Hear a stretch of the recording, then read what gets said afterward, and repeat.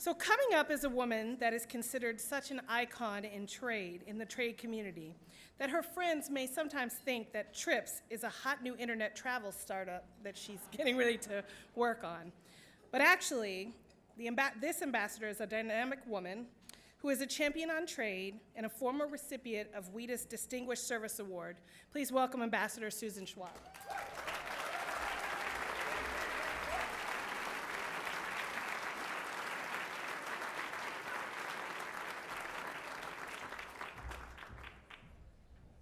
Thank you, and good evening, and thank you again for inviting me to the prom. Senator Wyden, you commented that policy matters. I would note that in addition to policy mattering, hearing you and Chairman Hatch, Chairman Ryan, and noting your accomplishments this year, I would also echo others in congratulating you and noting that leadership matters too. So thank you all and congratulations.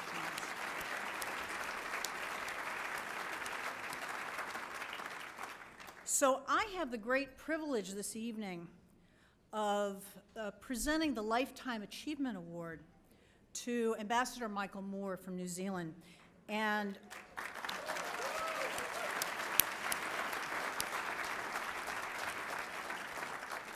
some of you may have noticed that Ambassador Moore is not here this evening.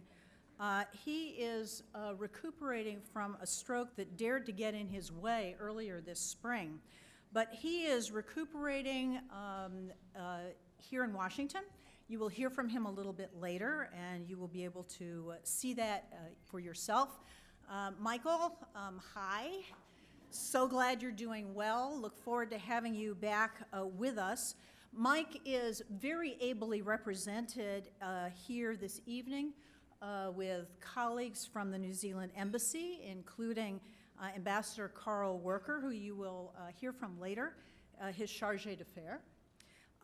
And I know that Mike would be particularly disappointed not to be able to attend this event this evening, because of all of the evenings not to be here to work this really hot room of members of Congress and staff and administration officials on behalf of New Zealand, trade policy, and of course, the greater good.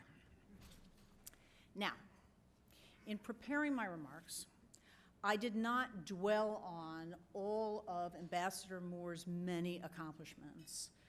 Ambassador, Director General of the WTO, Minister, Prime Minister of New Zealand. It's all in the program. You can read it for yourself.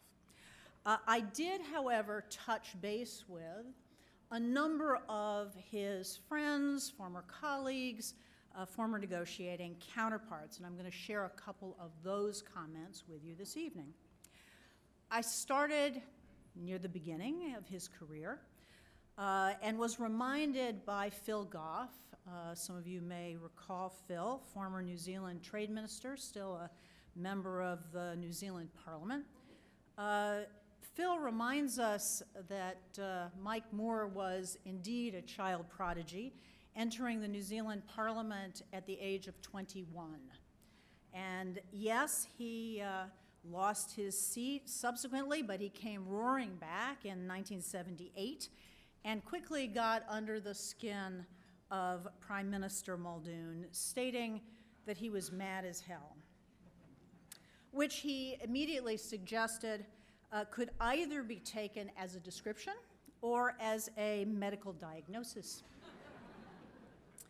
Now, Phil Goff reminds us that Ambassador Moore has always taken great pains to distinguish between the awesome responsibility that the United States has as the world's preeminent economic and military power, and New Zealand's role as a small but fiercely independent nation. And as he is fond of saying, New Zealand will do anything that you ask us to do, but nothing that you tell us to do. Closer to home, I asked Charlene Barshevsky for a funny story about Mike Moore. Weren't the two of you together in Seattle in 1999, I asked. To which she responded, yes, we were in Seattle together, but there was not much funny happening at the time. Okay. Charlene went on to say, Mike is one of the dearest people that I know, but he does have his faults. Between the accent, the fact that he mumbles, his penchant for talking in low conspiratorial terms, I'm never entirely sure what I've agreed to. But I've always had the greatest confidence that it was all to the good, and I've never been disappointed. Mike Moore does seem to have a way with the ladies. Must be the twinkle in his eye. Maybe it's the can-do attitude, or maybe it's the salty language. So I asked Carla Hills for something funny. She insisted on noting that many of the things that we accomplished in the Uruguay round could not have been accomplished without Mike's determined backing. He is one of my great trade heroes, she wrote. So I asked Dorothy Dwoskin. Dorothy reminded me that Ambassador Moore's theme for his campaign to be Director General of the WTO was, "No good deed goes unpunished." That was more like it. And I suspect Roberto Azevedo would be in agreement with that today. Happily, his staff did provide, and former staff did provide a few stories, but those are all not for attribution. And unfortunately, most of them require a New Zealand or Australian accent in the telling, and no matter how much I've had to drink, there is no way that I could do justice to them. They do speak very fondly and very highly of him as a boss, as a leader, speaking of leadership. He's the dude who, when you bring him to options, to pick one, he suggests that you should aspire to accomplish both of them, and then facilitates the accomplishment of both. And then there's his wicked sense of humor. And so I will close with one of those stories, which relates to him working the Hill. So as a former parliamentarian, former prime minister, he loves to work the Hill, and I suspect the members who were here, I noticed Chairman Ryan nodding appreciatively. So he loves going up to the Hill and working the Hill.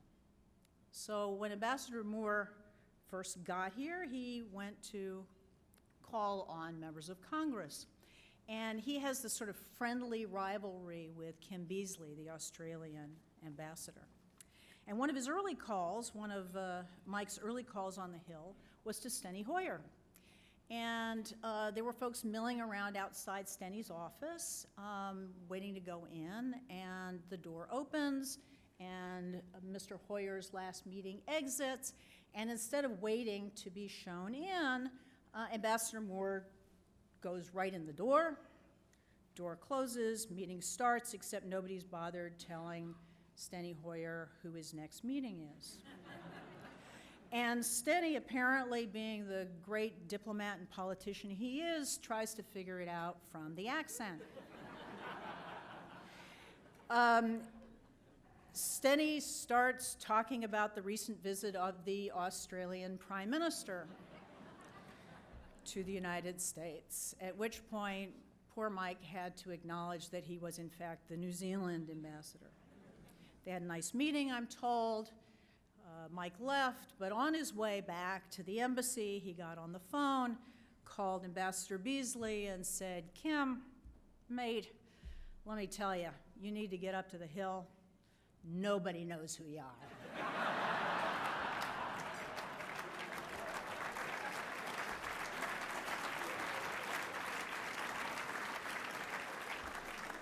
Well, we all definitely know who Mike Moore is in this room, and we are proud to honor him this evening. We are particularly proud to honor him, you, with this WITA Lifetime Achievement Award. Mike Moore.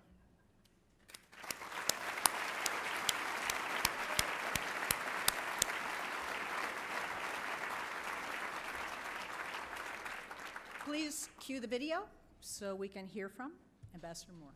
Thank you, WITA, for the honour. I understand I'm the first non-American to be so honoured. I'm not with you tonight because I've had a stroke. 2 more strokes and I'm out. Anyhow, I'm a true believer.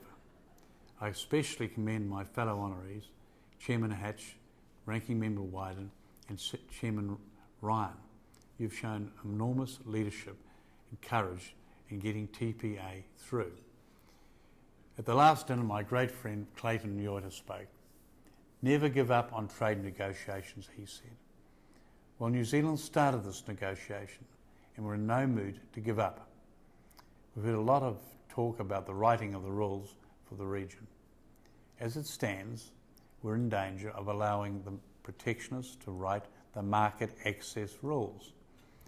This would set back agricultural liberalisation for years. I hope in the final negotiations I'll be proved wrong. Thank you and good night.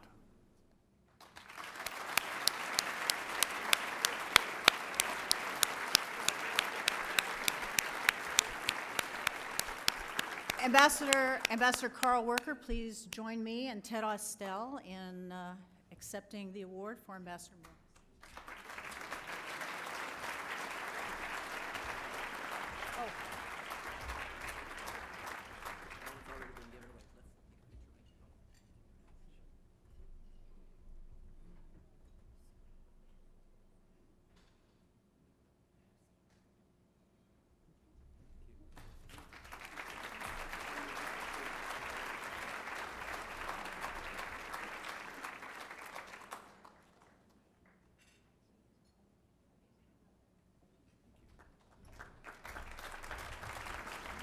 Thank you very much for your very, very lovely words about Mike Moore, Ambassador Schwab. Can I simply say what an honour it is to accept this wonderful, wonderful recognition for Ambassador Mike Moore. In New Zealand, we are so proud of what Mike Moore has done through a long lifetime to promote international trade liberalisation. And can I just say, on behalf of Mike Moore and on behalf of all of us in New Zealand, thank you, WITA, and thank you so much. This means a lot. Thank you.